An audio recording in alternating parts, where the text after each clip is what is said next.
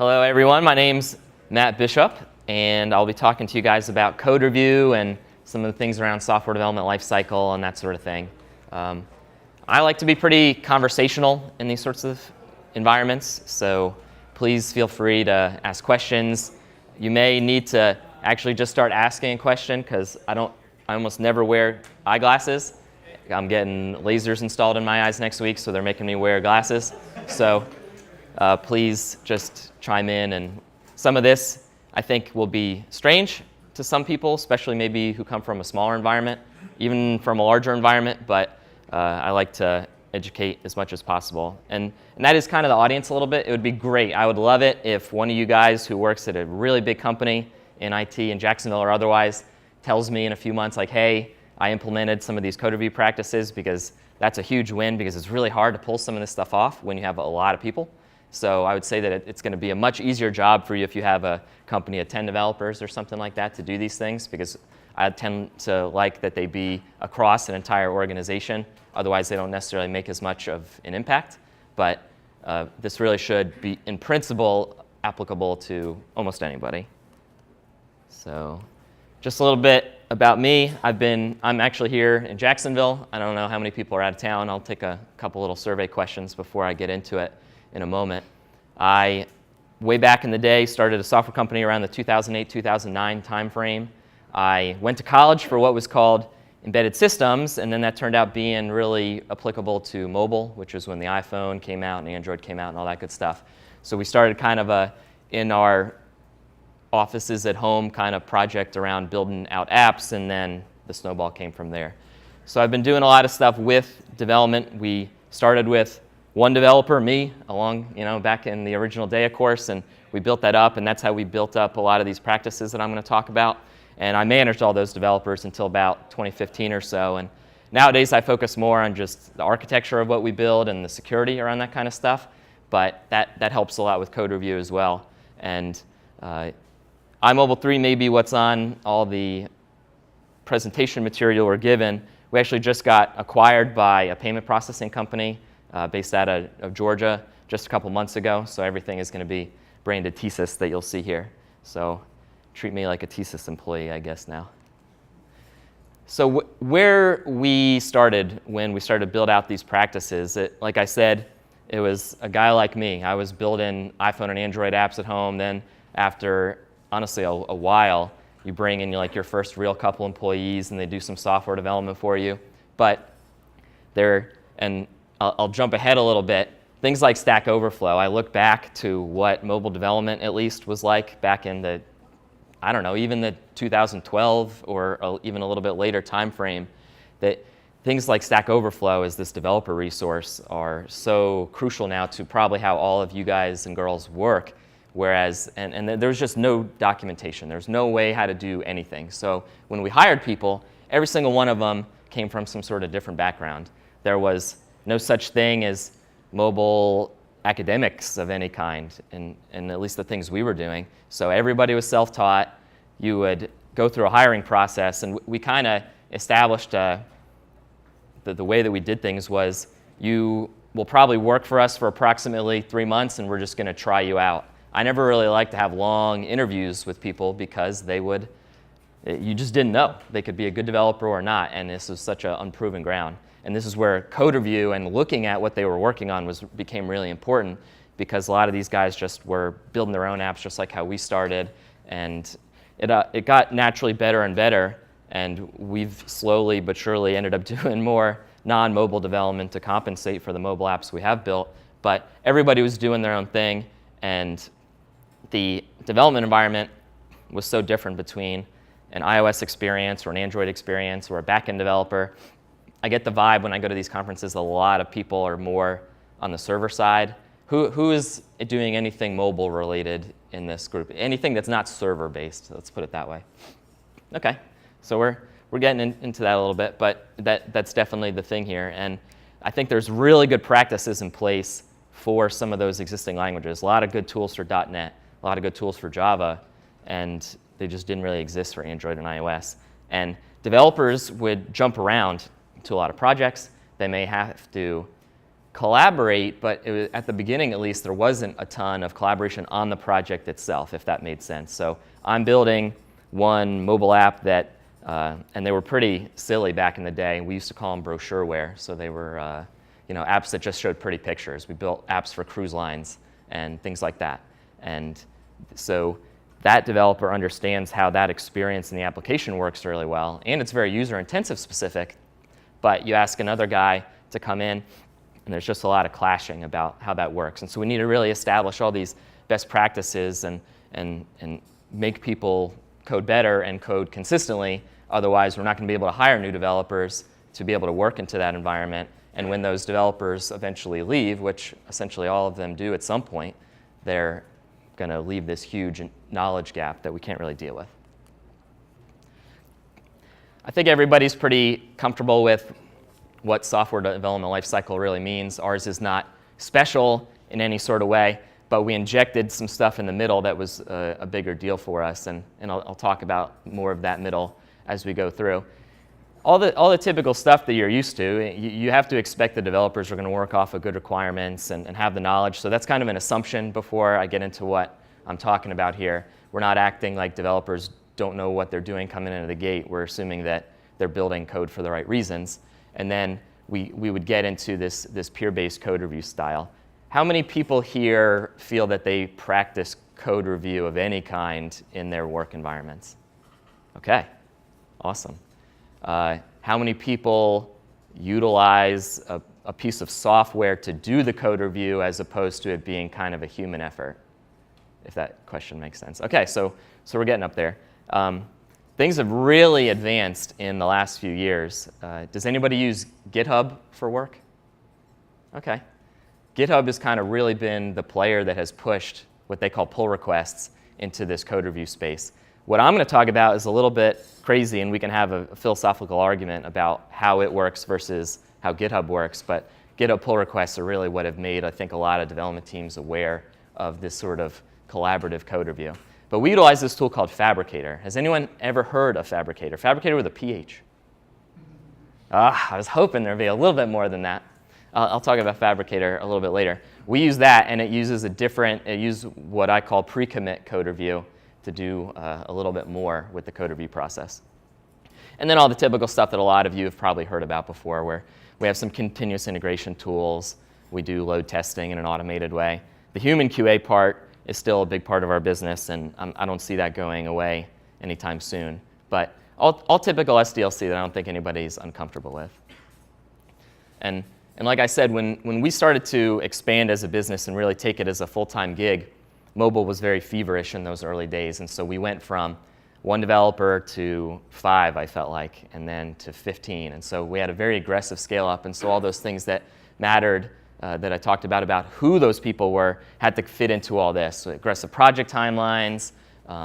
The biggest thing is that third bullet, really, is that we had a lot of people that were, because they came from this self-taught environment, were very eager to learn new things, especially from other people that they didn't know about. But at the end of the day, they had to complete their tasks at work and their jobs. And a lot of these guys still are freelancers in a sense. That I would say more than half of the mobile guys that we would hire already had some sort of weather app or something or another out on Android or iOS. And that's where they learned mobile. And then they said, oh, how about I get a whole job in this? So those things were still maintained. So they would know a lot about weather or APIs or how to do really good layout. We unfortunately lost a guy to Apple because he was so good at layout, and he was this really valuable dude. Did he write crazy cryptic code sometimes? Yes, but hopefully we solved it with our code review process. But you bring in all those different skills, and so we would have other developers that are terrible at UI. I would say that most developers tend to say that they're not very good at UI, that wanted to learn from him, and vice versa. And so we wanted them to be able to collaborate together, even though they were working on these very disparate projects, so that they could code the same way and learn from each other.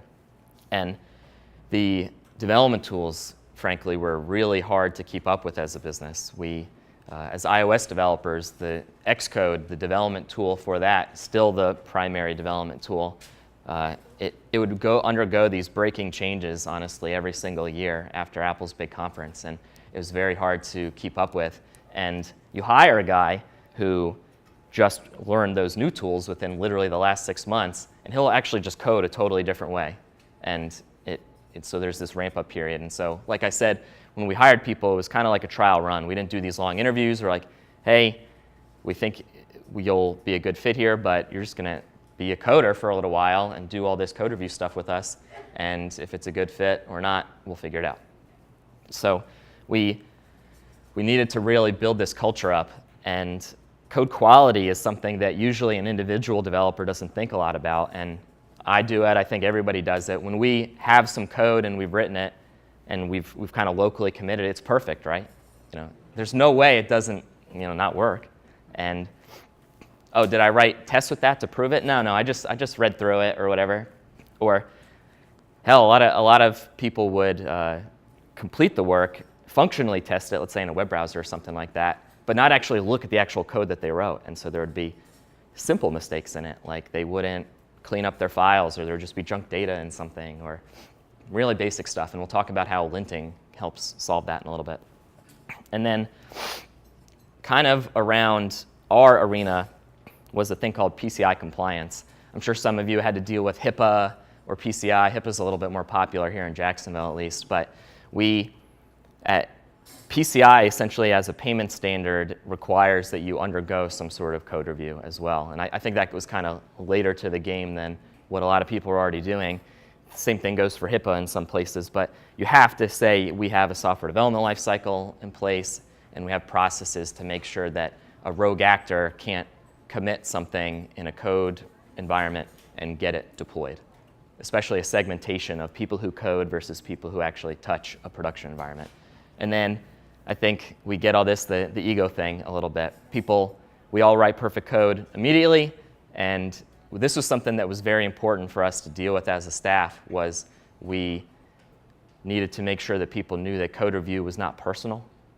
And I'll show some examples of how sometimes maybe it gets a little bit close, but you have to remember that the person reviewing your code is actually just asking questions or thinking something should be done per a standard.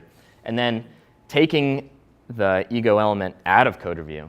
The linting tools that I'll talk about in a moment help apply certain coding standards and all that automatically, because the worst thing that can happen is, new developer or not, someone wants to debate whether a new line should happen after this brace, or the classic tabs versus spaces argument and all these kinds of things. Just set a standard as a business and be good.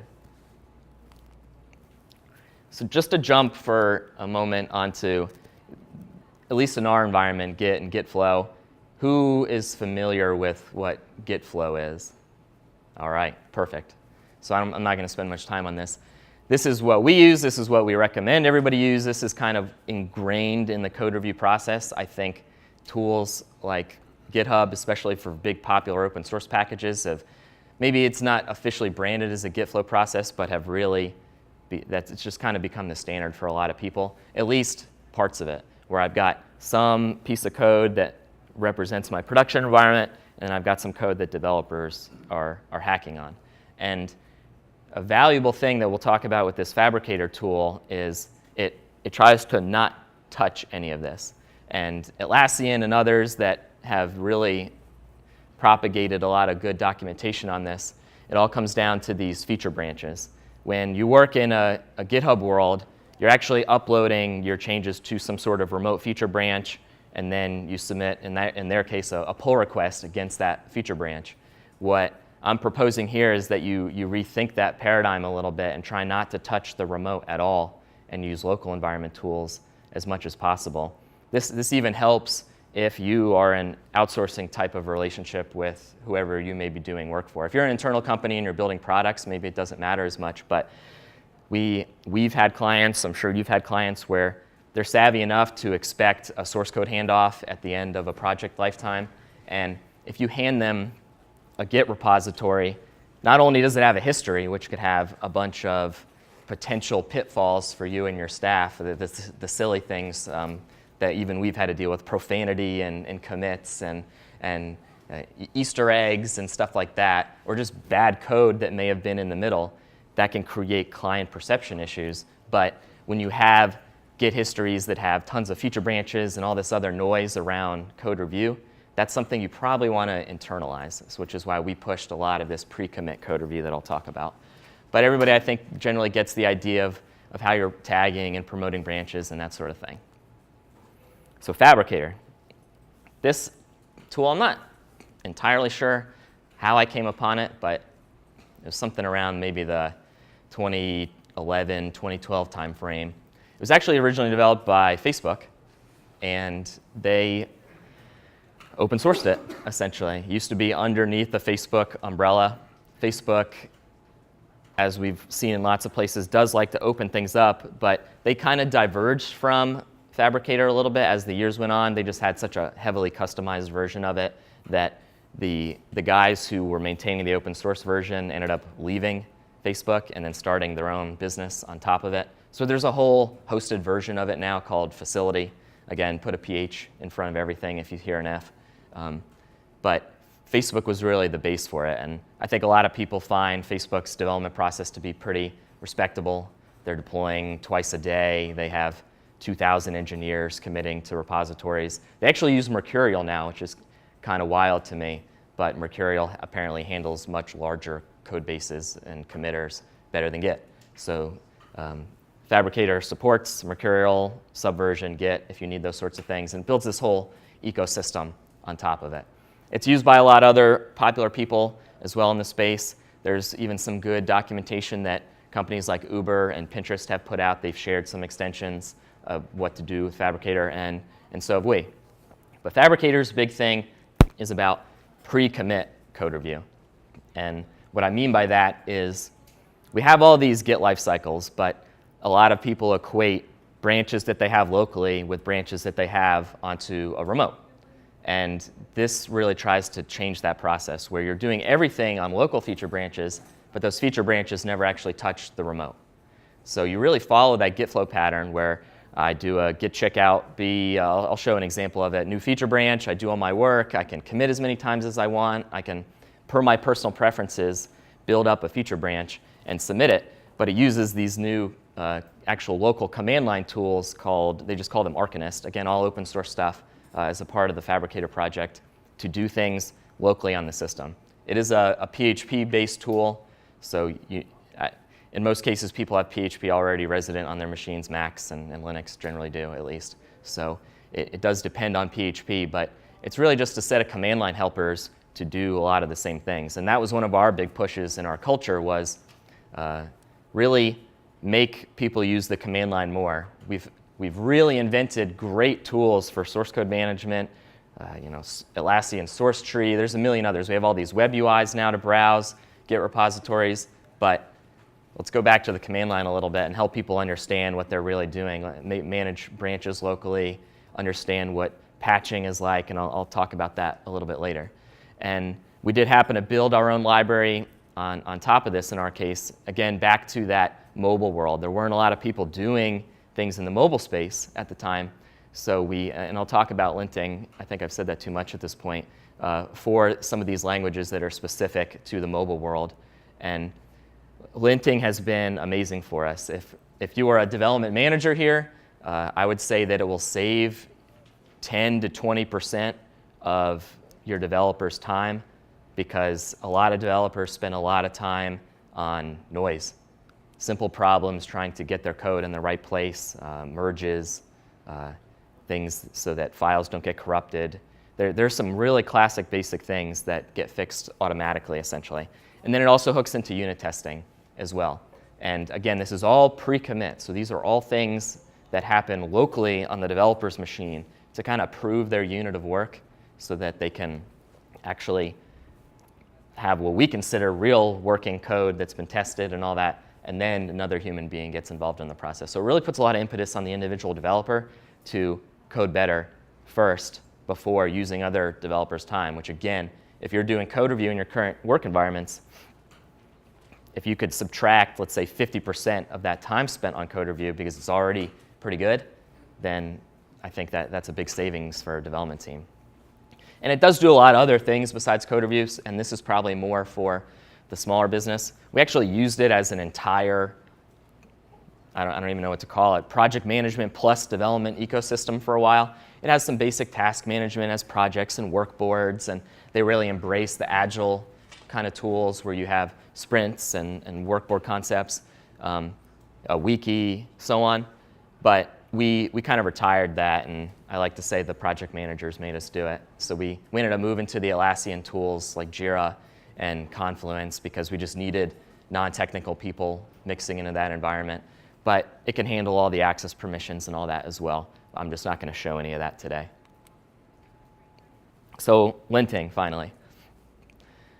Is anyone familiar with the term linting? Okay, that's a lot better than I thought it was going to be. Again, GitHub has helped a lot with this because there's a lot of automated checkers and pull requests, and tools are getting a lot better for this. I still think they're not very good on the server-side world. .NET linting is kind of messy. We use ReSharper internally, or it's kind of become a developer preference if they like to use it or not. A lot of our developers use Rider by JetBrains, same company. So some of that automation is in there, and our backends are all .NET Core, so it's easier to do. But you talk about a legacy .NET code base or a legacy Java code base, sometimes they don't fit as well. But you find these little groups where someone's built some sort of linting library, and you want to be able to invoke that in an automated way. So they first and foremost will do the simple stuff. The Fabricator guys themselves, and this is basically Facebook, they have their own PHP coding standards. Most of Facebook code is PHP, and they have built, they call it XHPAST, XHPAST. It is a library that actually invokes Yak and a bunch of other more Unix-style tools to perform extreme symbol and tree indexing stuff on PHP code to essentially lint it. So it's I'd say it's the #1 example of a really good linter, but it applies their coding standards essentially. So it'll take all PHP code that you include into a code review, inspect it for things like very well-known security vulnerabilities, PHP functions that should not be used, all the way down to these basics like, oh, well, we put a space between the F of an if and the parentheses, or we like to have braces on the same line as our ifs, and so on and so forth. And I'd say you'll find a tool for the language you use somewhere on the internet that has a lot of those things built in. The PHP linters are probably some of the best, and then there's some simple ones like the ones we've built for Objective-C and the kind of Android-specific Java that we have. But so simple formatting can be applied automatically, and it can actually edit your code, to be clear. So when you want to invoke one of these linters as a part of this Fabricator review process that I'll talk about, it will suggest changes locally to you and say, hey, you should have done it this way. Do you want to patch your code automatically and apply all these changes? That right there, just being able to automate it, we know the tools like ReSharper do that in an IDE experience. I think a lot of .NET people are used to that Control-ED or Control-KD, format my document on save kind of approach. But a lot of languages don't have that sort of thing. And you want to enforce those rules. We have coding standards, just like I'm sure all of you do. And we want developers to understand it, of course. It shouldn't be a crutch, but you just miss those things sometimes, and it's better to fix it and then not have a human being look at it later and say, oh, I want to engage in a philosophical debate with you over if you need an extra new line here or not, and that sort of thing. So we want to avoid that stuff. But one that has really caught us is things like operating system differences. We have Mac developers, we have Windows developers. You'll see this when you install Git for Windows. If you're a Windows user, what kind of line endings do you want when you check out versus what you upload to the repo? And hey, if you're an all-Windows shop, you can upload CRLF for all your stuff.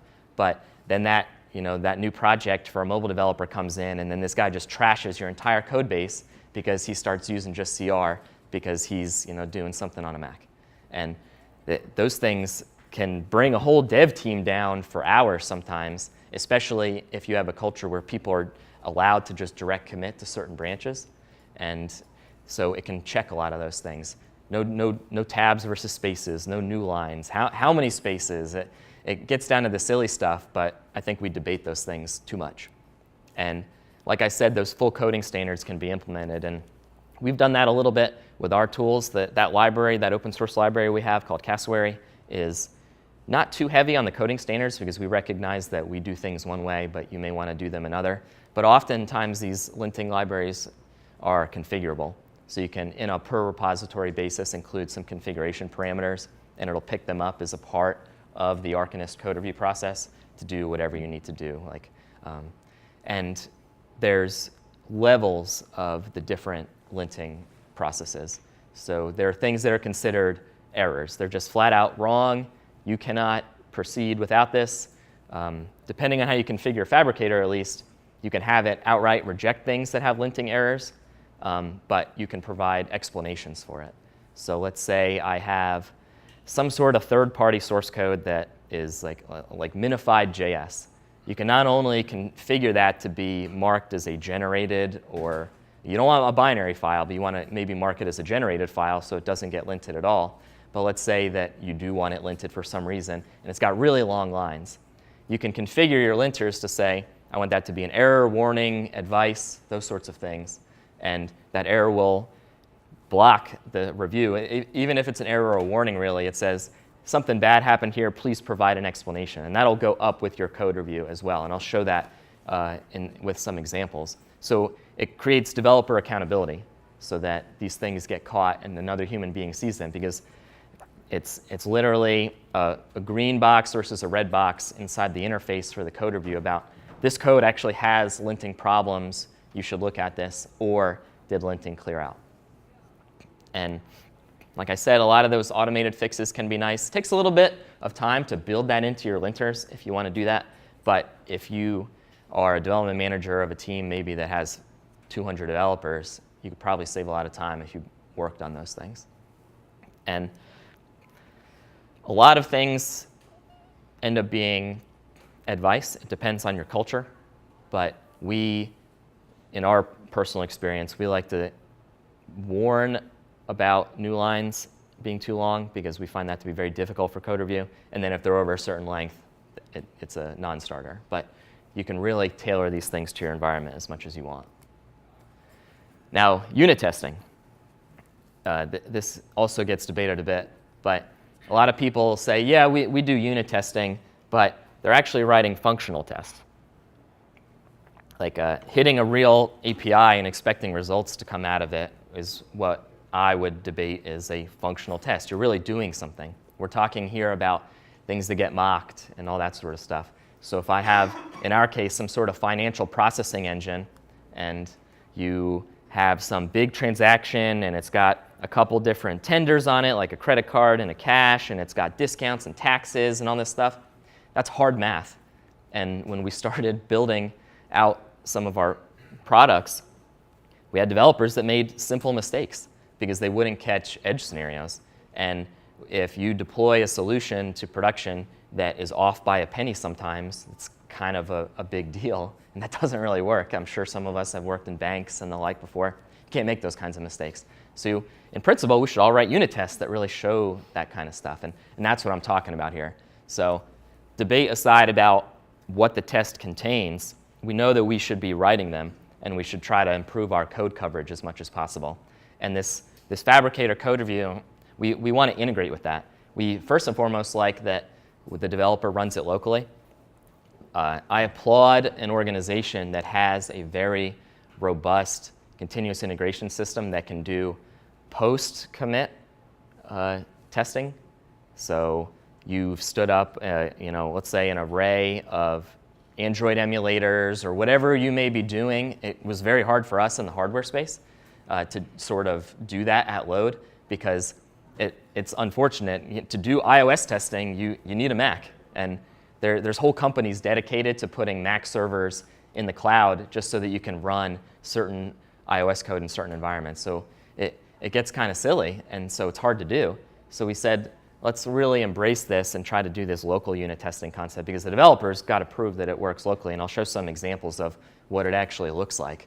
But you want as many as possible. In principle, you want a unit test or something test-like to be committed on or included in every code review. And then you want to show coverage reports as well. And that's one of the bonuses here is that the Fabricator unit testing system can receive unit tests that have been run locally, and it can receive coverage information as well. There's a lot of good GCC and Java code coverage tools. .NET has a huge amount of them. You can rely on third parties via some build tools I'll talk about in a minute to maybe hand that code result over to like a code cov, which is a favorite site of mine for those sorts of things, and report those results back. So you can have it come back to the Fabricator tool and say, oh, you actually decreased your coverage with this code being added. You should probably include some tests then, right? And then another person is probably not going to accept that. Or vice versa. I'm proving that this new stuff worked, and a lot of, especially open source projects, they try to push towards 100% code coverage. We're nowhere close. I mean, we would love to spend time on it, and we understand there's real issues with being able to spend time writing tests versus writing code, but in principle, we of course want to get as much as possible. Now, user interface work, that's where you probably don't rely on the automated tools as much, and so I'll talk about how you can do patching with some real reviews. So let's show some of this. So I'm going to actually go into our real code base that we have here for a variety of projects and show you what this tool looks like. So here is a code review. So we have, this was yesterday. So we have a guy who submitted some code. Hopefully this little laser pointer guy can point some stuff out. I'll show how one of these actually works in a little bit, but I just want to point out some of the aspects of the user interface first. So we have an author. He will specify reviewers.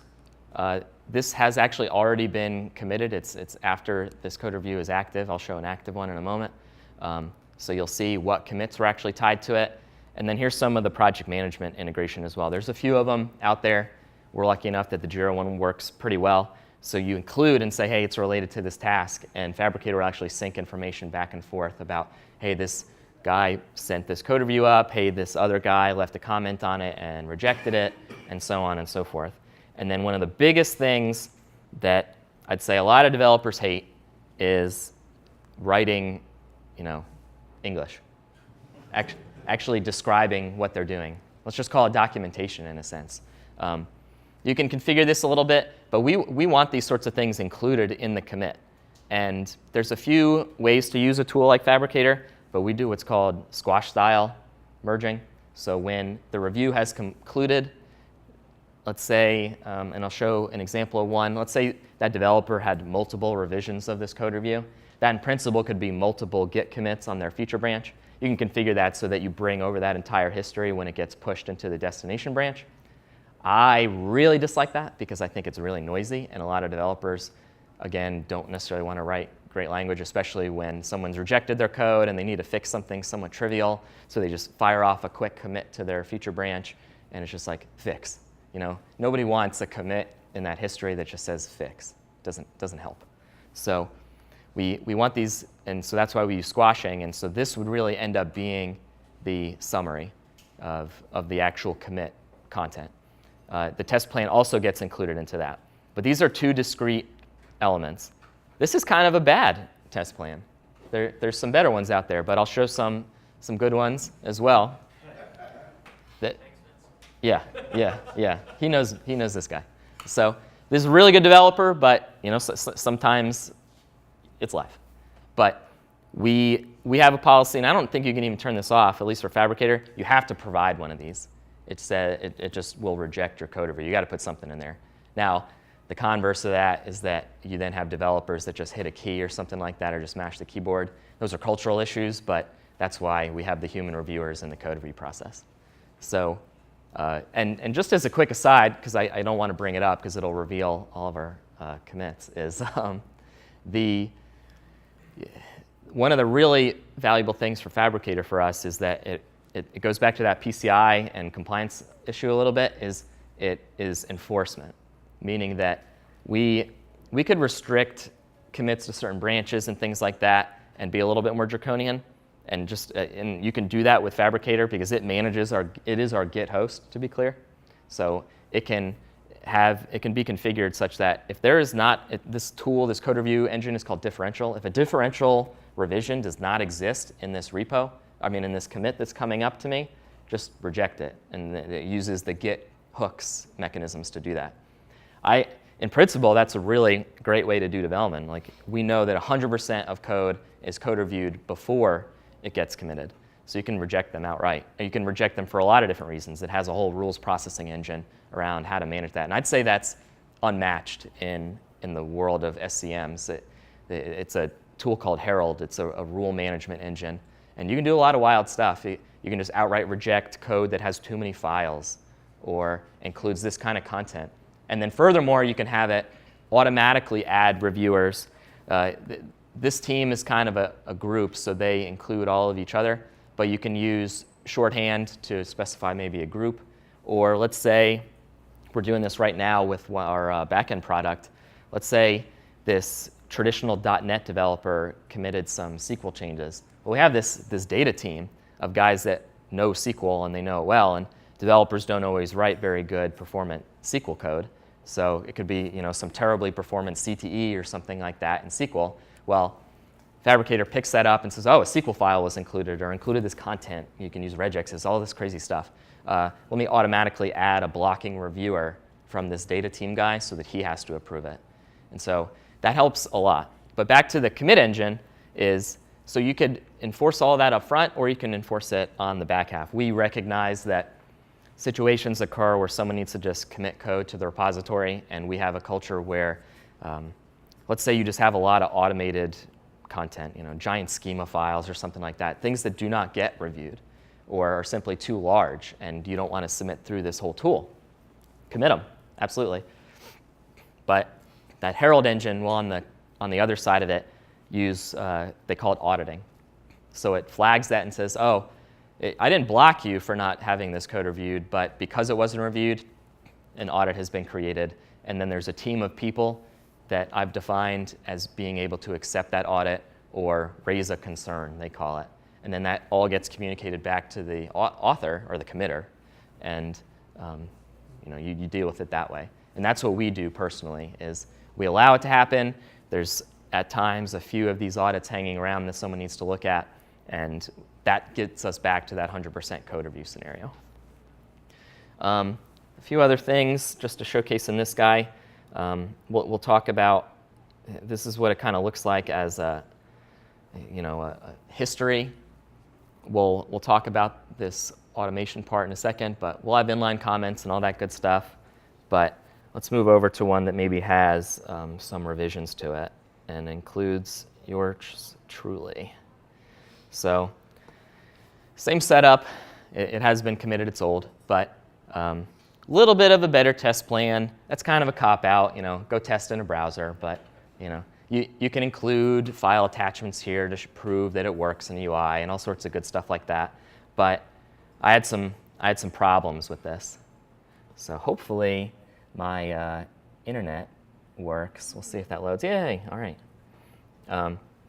So it's just funny to see how these things kind of go through. Like, I accepted it, and but I say, I'm not so sure about this, but let's try it out.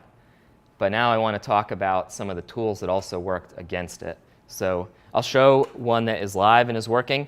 But for any server-based code, we hooked in an automation process, typical and again very easy to do in a GitHub world, continuous integration tools to go build this.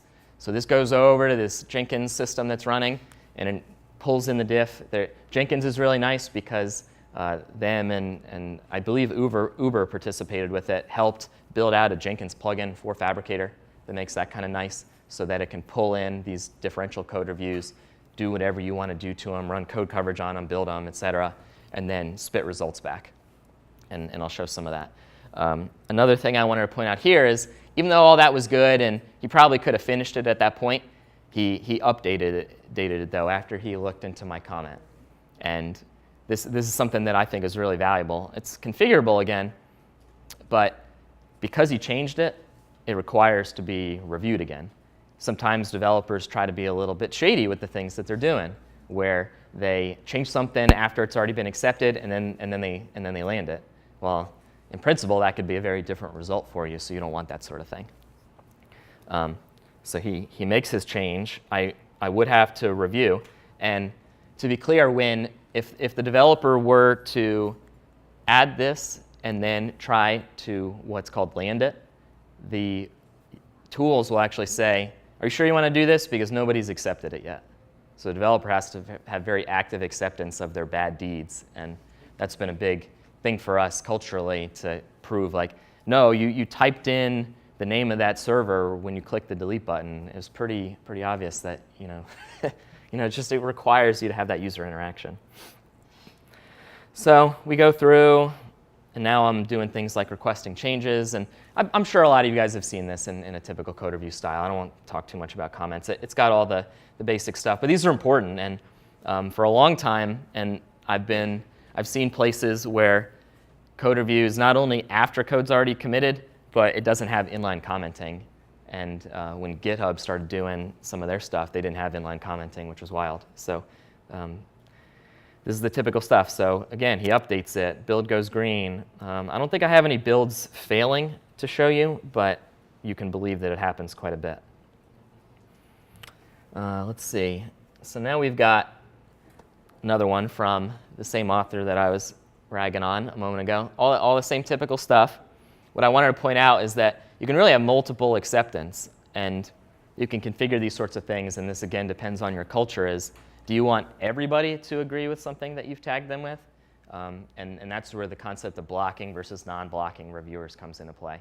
So if you have 2 blocking reviewers and only 1 accepts it, that same message that I just spoke about will ask that user, are you sure you want to do this? Not everybody that you've marked as blocking has accepted it. And it gives pretty good feedback. The CI builds I do want to show. So if I look over at this remote build here, it uses another little aspect of Fabricator called Harbor Master. And this will showcase some of the inputs and outputs that we get. So these are all these things, and this is a prior version, to be clear, before it was landed. So he wrote some code, and it failed, and it even holds on to revisions of this. So we have this prior version and then this secondary version. You don't have to get too stressed out about all the different nomenclatures here, but it's providing all of these feedback events. And so 287 tests did pass, but 8 of them failed, and he needed to revise his code to make sure that these tests passed. And then we have these linting results as well. Linting almost always we require it to be accepted, but I'll show an example where it will not be accepted in a moment. And then very important that, like we've shown, that continuous integration pass is as well. We want to make sure that the build didn't break or something like that. And if I were to jump out to that, I would go into this Jenkins interface, and I would have all these good things where it knows what differential revision I have, who's reviewing it when. I could go look at the console output of the entire build. And it just uses the typical Git magic to essentially pull out a Git patch. So let me just do a live example real quick. This is one that I've been hacking on a little bit. So I have just some code here. Hopefully this isn't too hard to see. I think we're all comfortable with how feature branches work. So in principle, you can see that I got the latest of the development branch that I was working on, and then I just made this little trivial patch to a markdown file. So there's my diff content. Let me go and actually utilize these Arcanist tools to submit a code review. So what comes up is that form. And again, we like the command line. You can hook this into a bit more GUI editor, like a Notepad++ or something like that. A lot of our Windows devs do that. This just happens to be pre-filled because I've been working on it. But I would fill all these things out. Update README, add some, just all the typical stuff. The test plan that I spoke about, horrible test plan. I specify the reviewers, Jira tasks if I want to, and then I close that guy out. So I'll update it. Now, when you provide revisions of your code reviews, it expects you to still provide, even though you could go and edit the full summary and the test plan and all that sort of stuff, every time you commit, you're needing to provide some sort of reason. And so I'll just say because.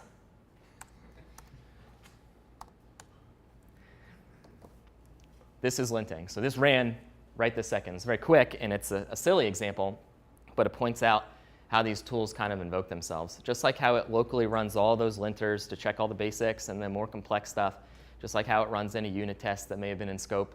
And it does determine them based on the content that you've touched.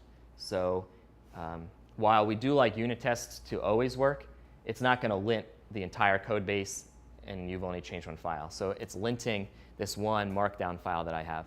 And I wanted to point out it's an incorrect example in this case. So it says, oh, it looks like you have a merge conflict. This is markdown syntax, but we haven't configured any special rules because we don't use markdown a whole lot. So it thinks that's actually a merge conflict line.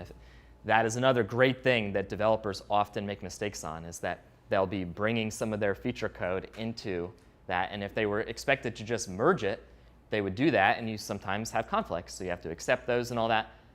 We've found that some developers really struggle with that. And so they'll have a file that literally still has the merge conflict indicators in it. And so there'll be the diagonal arrows each direction, and then the theirs versus mine stuff, and it's in the file. And they don't look at their own code locally that they've diffed, so they don't notice those things, and they commit a merge conflict. So that, of course, especially because it happens in like .NET project files, is it breaks the entire build for everybody. So that's a problem. So this thing has a little built-in tool to check that. This happens to be invalid, so I'm just going to, but my point being is that I have to provide an explanation for it. And usually there's good reasons for why someone would have this prompt in the first place. You could set up what's called staging environments. That's pretty advanced. We don't even use them. It can push it to these intermediate locations so you can do additional things upon them.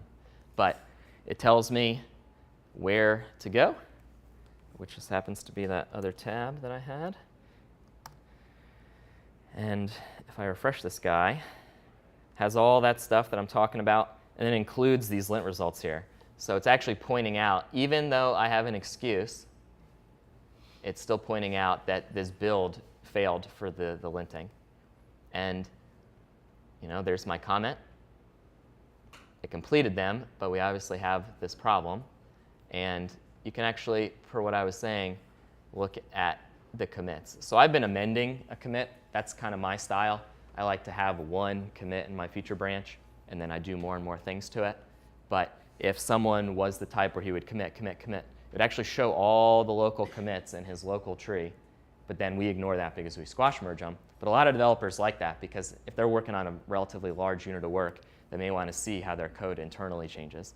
And it's not visible here because there's only one, but you can, inside this editor, compare and see the changes. And if you were to click, and this is provided via several means, it's a little bit hard to understand, but it's basically just saying, you can perform inline commits. And that's very helpful from a developer. Let's say there's a big unit of work, and you've got a lot of time spent on this from several people, and they submitted one final revision, and you just want to see what changed right in that last revision that they changed before you give a final acceptance. You can do that in the UI because maybe they just changed like one line. So you don't have to look at all 10,000 lines again. And that is a lot cleaner. And I think it excels, whereas some of the other SCM review tools do not do that. So let's see if someone's accepted it. Probably not. Yeah. So we won't worry about them accepting it because these are my guys back at the office. But they would accept or reject it. I think we understand all that. And then, so let's try to land it even though it's not accepted. Hopefully I move fast enough. There you go. So that's what I was speaking about. Hard to read with this yellow text, but it has not been accepted. You shouldn't do this. We allow it to happen, but it's going to cause an audit after the fact. And I'm not going to actually commit to our repo. And there we go, aborted the workflow. And so hopefully that shows some of the things that we can do with these sorts of tools. And remember, it's all local. Nothing's actually touched. And one of the handy things that we can do that I want to point out is I can actually get patch content. There is a command line tool available for it. You can just say arc patch D1234, the thing that was in the URL, and you can patch your local copy. This is very important for our Android and iOS developers, and they do it frequently. They not only do it for silly reasons, like checking to make sure that someone didn't do something egregious, like destroy a project file or something like that that may be hard to review, but they want to test functionality. And that's a cultural thing. I realize that maybe not every developer wants to functionally see if someone else's stuff is working or not, but in principle, this is just a Git diff file, a patch file, sorry. And this is what you see in the Linux kernel, for example. You can it's just Git. So you can download this file. It'll usually be much bigger, of course, but you can just patch that yourself, or you can use the Arcanist tools to do it for you, and it'll automatically create a feature branch and all that for you to do whatever you want to do with it. And our Android team is real big on this, especially on our payment side. They like to verify that someone's laid something out correctly and what have you. So they'll do a lot of local patching to make sure things work. And in principle, you wouldn't have to do that, but that kind of brings it back to why we still test certain ways or have, let's see, oops. We have some of these human elements, and so I'm just, that's kind of where I'm getting at is you probably still want to have a lot of stuff happen after your code review. If your development team can take on that burden, that would be awesome. Probably not, though. All up to you. And then you want to do all this typical stuff that we're already familiar with. You still want to use all the same tools that you have, but it doesn't matter about code review anymore at that point. You can still do all your continuous integration. We like to integrate the continuous integration in the code review itself. So really, it shouldn't be much of an operation to push it out to a test environment or what have you. But functional testing still reigns king with a lot of this because the human QA is necessary in a lot of these mobile applications, and we have not really been able to get away from that, even with Selenium and other fancy tools that we have. So let's kind of come back to everything. We really don't like touching the remote, and if you have a culture or branch protection and a lot of things that we do see a lot in bigger companies is you may have a mainline branch that nobody can really ever touch, or you have a deployment team that can do certain things in certain branches. These rules do exist. So this pre-commit code review actually keeps the noise down in a lot of cases and allows existing Git hosts, it could be anything that you may have in place. You can point Fabricator to it and do everything you do from a code review perspective. We just happen to use Fabricator also to host the repository, but we realize that's uncommon. And you could use it for mirroring or other things like that. The Fabricator developers themselves, they use GitHub as a mirror, but they essentially do all the local repository hosting themselves. So there's some cool stuff to do there. We want to make sure that our developers spend time writing code and not worrying about some of the things that could be automated for them. So like I said, it is a double-edged sword in a sense. You don't want developers to not understand the coding standard, but why not add some tools in place so that you can save some time there. And if anyone is so interested or is a mobile coder, we would love for you to check out the things we've built for it, and it's funnily enough, a GitHub repository.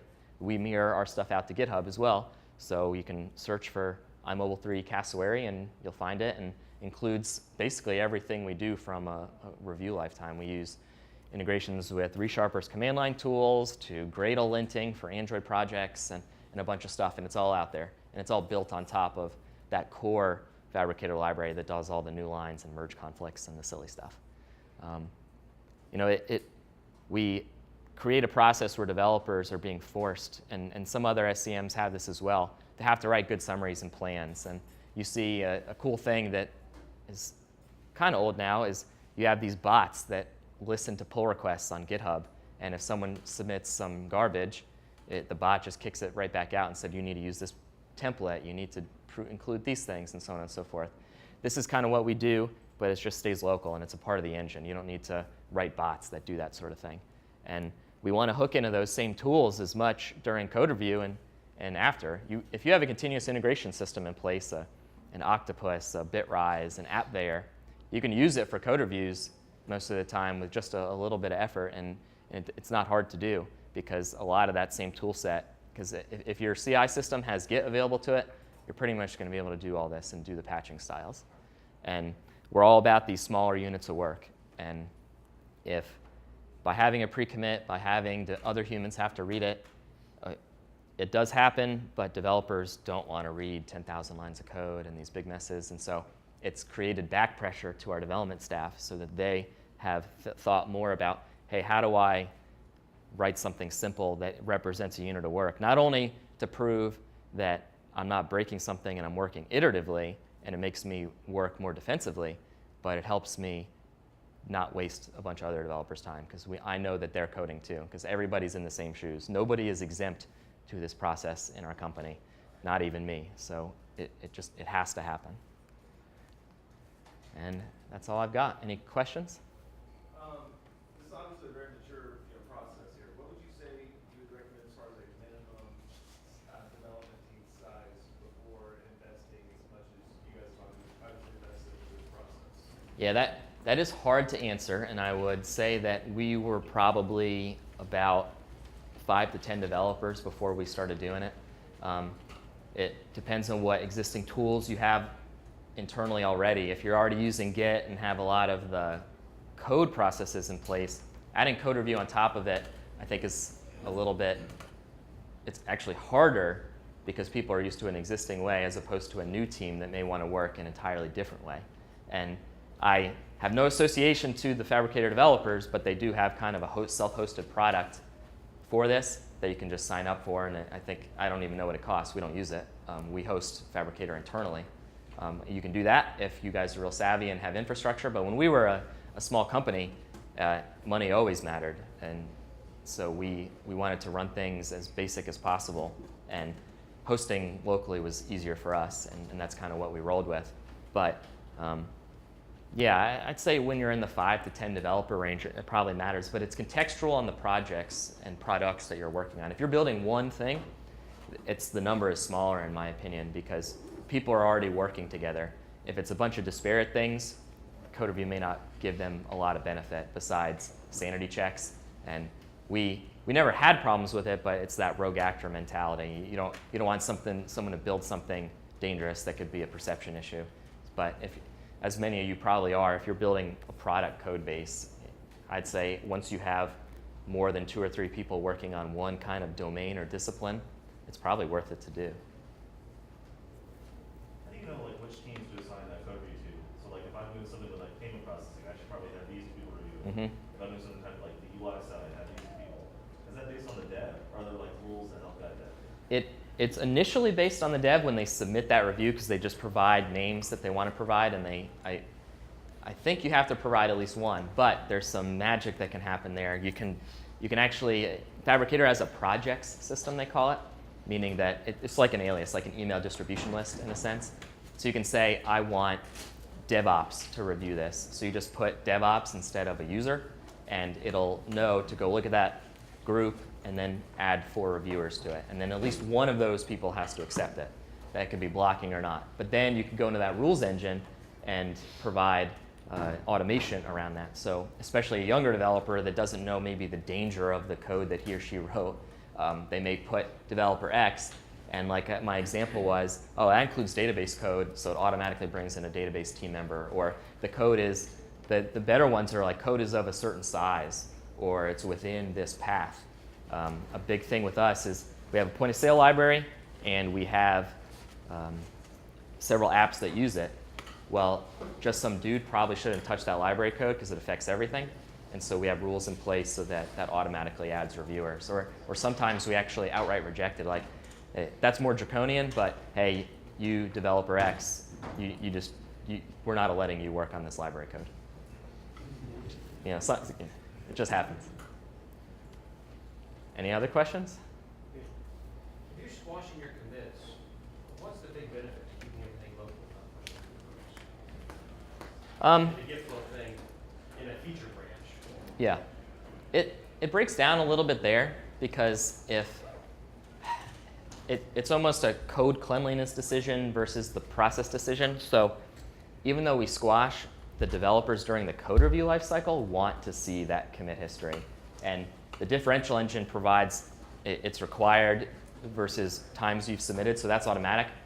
But other developers want to see someone's local commit stream and be able to see the differences between those commits, and so those get retained there. We just happen to squash it when if I were to complete that land, it essentially just does